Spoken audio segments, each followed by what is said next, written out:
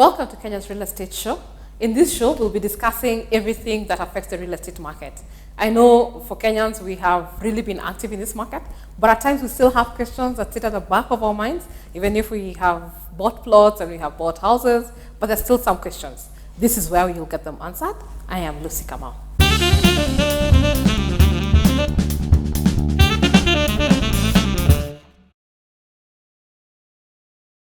Another interesting characteristic of real estate investment is that it gives you both an investment good and a consumption good.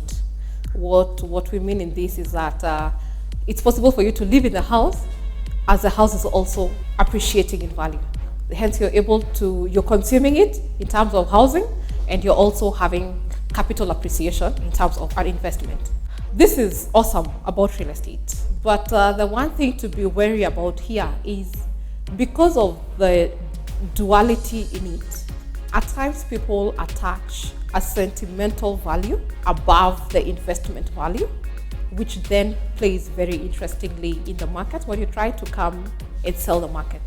And at times, there are also times you'll find people really investing, they're so passionately investing in a property, but it's more because of the sentimental value they have in it rather than anything that would play in a market in terms of demand or supply.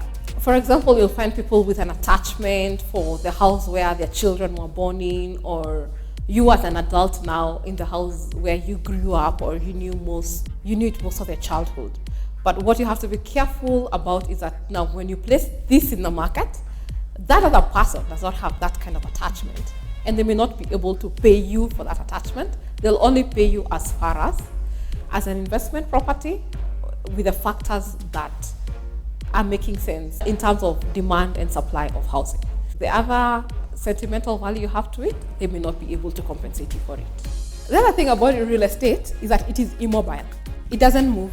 Unlike any other commodity or investment instrument, or it does not have the ability to move from one market to the other. This is where we very often see government intervention, is to make that area as attractive as possible for people to move there, because that's the only time the real estate will have value. What we're saying about this is that the land and the buildings in Nairobi will not move, but therefore the government, whether county or national government, then has a responsibility of making it as an attractive destination as possible, so that people who then can move will move from wherever they are to come to Nairobi because there is something Nairobi is offering.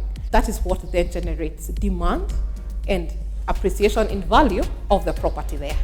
And this is how you will see counties starting to differentiate themselves in terms of the investment propositions that they're giving to investors everywhere, because they understand this. They have something to offer, but the investor has to come in because they physically can't go there. Another interesting characteristic of the real estate market is that it has very many buyers and very many sellers as well.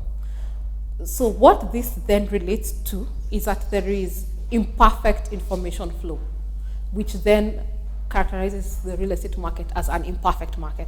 We're sorry, the number you have dialed is not in service at this time.